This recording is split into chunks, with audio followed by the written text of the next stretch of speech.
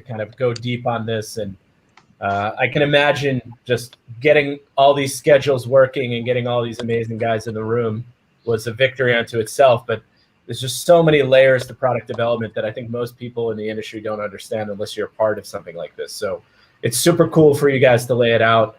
And it's really interesting to see, the approach, methodical approach it was taken to doing it. And by the way, very sippable, as you guys said, not thin, pretty fatty. I'm sitting here sipping it, doing well. Can be done. Amazing. First drink, Paul. You want to talk about also this? Also good in coffee. Or anything.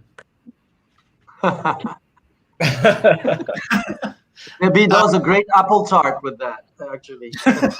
I bet. Mr. McGee, are you there? Yes, sir. Yes, I am. So, yeah, what I wanted to make was basically a riff of a 151 swizzle, but just with the OFTD as the base. I really like the spice elements that are present in the OFTD, like a lot of cinnamon and clove notes that I get on the back end. So what I wanted to do was make something that was spicy, but had a little bit of fruit in there as well with the pomegranate.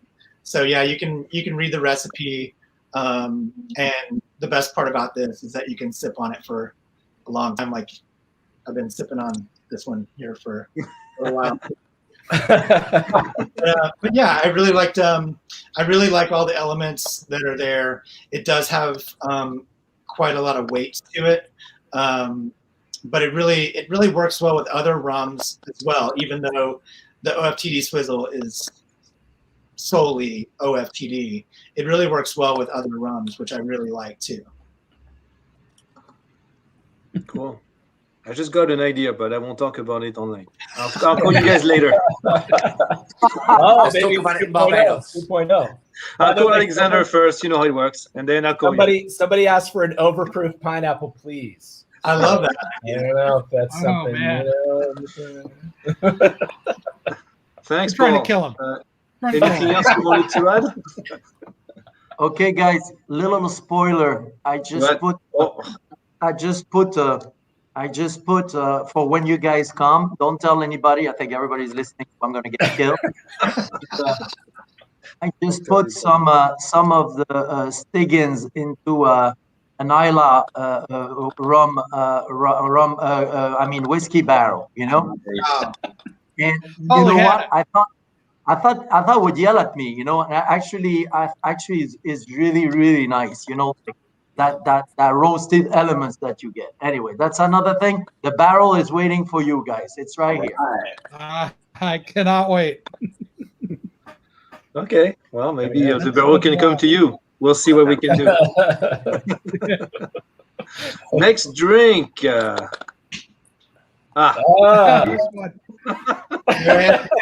Okay.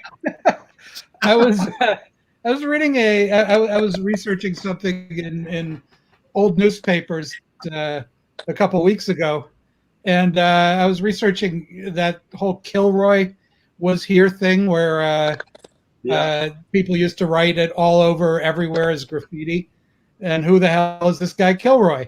And I find this article from 1945 that it's saying Kilroy has many names depending on where you are, and it's Kilroy and blank, and among them was just this word Ugats. And I'm looking at that, and then I started laughing because they just put it in this newspaper from Pittsburgh, Pennsylvania. Ugats is Sicilian for that fucking guy. It's Ugats is a dick. So it's like Ugats. You got to say it like that. You got to use your fingers. Ugats. So Ugats. It was like, and I'd had a really hard day, so I said, hey, let me make an Ugats. And so I reached for the OFTD and the Amaro Zucca and just splashed them in. I actually used equal parts. You can use a little more, a little less. You can do it however you want, and just shake it really hard. Don't stir it, shake it, and it'll It'll shape your head very profoundly. Might be a modern classic right here. The Ugats. It's very simple. Ugats. Ugats. You got to put a little spin in it when you say it. You need the head. I have to give a little anecdote. I have to give a little anecdote from Tiki by the Sea, Europe, because this really reminds me of that. There was an Italian bartender, not to be named, who may have been passed out on a couch at one point, literally laying like this with his hands like this. There's a photo of this. And in his dream, he's Ugatsing. He's Ugatsing in the dream. It's phenomenal. Maybe that was the birth of the classic. There you go. Ugats. So that's the Ugats. All right. Thank you. Sorry, there's a question. There's actually a question for Paul. Yes. There's a question for Paul on his recipe. The pomegranate syrup, is it the same as pomegranate molasses or more like a grenadine? No, it's more like a grenadine. Perfect. Thank you. Okay. All right. Let's go No to the questions next on drink. Ugats so far. I think everybody's. They're already sedated.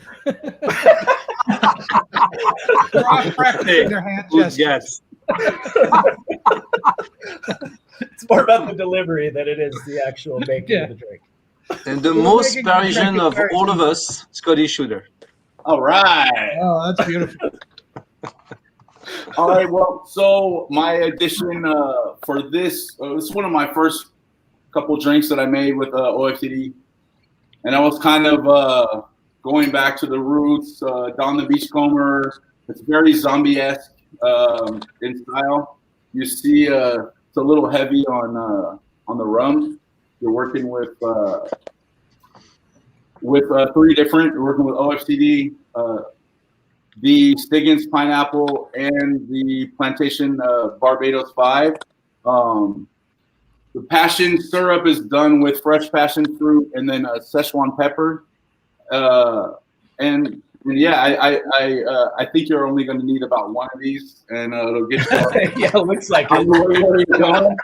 Challenge It's great, and it really tastes a lot better than that photo, by the way. But that's all I had going for me. You took the photo after you made the drink and drank it. It was after like the 9th tasting of the drink, and so there you go. We don't use plastic straws anymore, or maybe sometimes, but yeah. So it definitely tastes a lot better than the photo. And I would call this one the Aloha Wee. And That's my kind of drink. If I could throw this in, my grandma's watching. It's her 94th birthday at midnight, so just a little shout out to my grandma and her 91st birthday. All right. Cheers, Grandma. Happy birthday, Grandma. Well, happy birthday, Grandma. Cheers. Happy birthday. Happy birthday, and it's definitely Aloha Bonne Nuit. Huh? Bon nuit. Hey, Scotty, there was a question on the spec for that syrup. Yeah. What's the question? You want to talk about the spec for that passion fruit Szechuan syrup real quick? So it's about 50, depending on the size of the passion fruits you get in your country. Ours are about a little smaller than a tennis ball, but some of them bigger. And depending on how much fruit's inside, it's about 10 to 15 passion fruit insides to a liter of water. You add your sugar. I crack the Szechuan pepper and just let it simmer for about an hour afterwards, or else the Szechuan can be a little bit too spicy on the tongue. But yeah, there you go. All right. Sounds great. Fantastic. Yeah. Wow. And if there's no blood orange in season, just use orange. And obviously everything's fresh. So. But you confirm it's for one person. Hey, let's make Let's look at the recipe again. No, but I'm fine with it. But well, It's only 3 ounces of booze, guys. Come on. okay. Tranquilized one horse. For one fucking guy. Yeah. We'll get Very well balanced, okay? 2 Ugats and you're in the same place. So you know. Okay. Scotty, any more details on your drink? No. You there? Scotty? No? I'm sorry, the internet just paused out. What did you say? No worries. Are you done? Any more details? Oh, yeah. Okay, You can good. move on. All right, cool. Next drink. Beach Bum Berry. Yeah. Oh, I'm blushing. It's the Ponche Aslan, and I made it for a group of Southern California Tiki people called the Vatos Who Tiki. And We're in the shirt. a cool bunch of guys, and it's basically Aslan. If you didn't grow up in the San Fernando Valley in the 70s and see it pasted on the side of every van that drove by you, it's basically Aztec legend of a city of refuge north of Mexico City, legendary place that they could call around. It's basically Los Angeles, as it, the way the Aztecs wanted it to be. So, and it was a big, huge movement to reclaim Aztlan in the 70s. The punch was meant to make you forget about Aztlan. And we do that with 2 ounces of OFTD. And this is a riff on basically the same thing that Paul said. The 151 Swizzle. It's the first I think it's for all of us. It's the first go-to drink when you're trying to do something with an overproof rum, because it doesn't obliterate the taste of the rum with too much stuff. Totally. So this is mostly rum, and then just without trying to disguise all the fun flavors of the rum, you just put in a little lime, a little simple. And then just to make it more interesting for the 21st century, because you can't really get away with something that simple anymore. Just a little bit of vanilla and a little bit of allspice. Again, something they were using back in the 1950s, but just a hair, just to give it a little teasingly elusive back note. And then you swizzle that with ice, not so it doesn't get too diluted. And then Aaron's ready to make this. Oh, Aaron's okay, ready to make it for us right now. All right. Better you than me, Aaron. What's going on? First of all, got a little aromatics going on with the OFTD just out in the open for, inspiration. And now I fully understand why it smells so damn and tastes so damn good. But starting off, a little bit of citrus. So as Mr. Barry has stated, 3/4 of an ounce, or actually a full ounce of that. And then we're going to go with 3/4 of an ounce. I chose to use a Demerara 1-to-1 syrup. Mr. Bear, do you have any comments on that, sir? Calumny. No, that's fine. That's fine. All right. Aaron's gone. We're removing him. Bye. Okay. Sorry. Again, we're going to use a bar spoon of vanilla syrup. And basically, I just took 2 vanilla beans and reduced it with 1-to-1 simple syrup and let it steep for about 30-35 minutes. And then took it off and strained. A little bit of allspice ground. And I felt it was appropriate, sir. You might recognize this spoon. I don't know, you might have created or inspired the creation of that. Oh, there you go. You're forgiven for the Demerara syrup now. Back to good graces. Always forgiven. And then finally, our 2 ounces of OFTD rum. And then I have this lovely, lovely pebble ice that we've gotten from the wonderful world of Chick-fil-A. Garnish with a sandwich. It is just swizzle it around a little bit. Top off with more ice. I have yet to find a way to use pebbled or crushed ice without making a mess around me, but I was told that if you don't make a mess, you're not exactly making the drink right. Never stop. So we have your lime and your cinnamon stick as garnish. And this smells delicious. I can't wait to sip it. Very nice. Awesome. Very Thank nice. you. Thank you, sir. There you go, Dave. There you go. There you go. I got it. Sound nice. Perfect. I'll throw that recipe up again. for anybody at home. Look at all these recipes. I mean, we're just gonna have to not do any for a few weeks because quite the mix. Well, if you all drink Scotty's recipe, no one's going to be fit state to drink anything anyway. So. Just ready to take some artistic photos of take over the world. Any more recommendations you guys would have on how to use the OFTD in a simple way at home for somebody who's not a pro at mixing? I would throw all three of these recipes together into one drink and just call it that fucking guy on the floor. Yeah, a very good party drink, actually. It's a good question. Put it in pipettes and pass them around.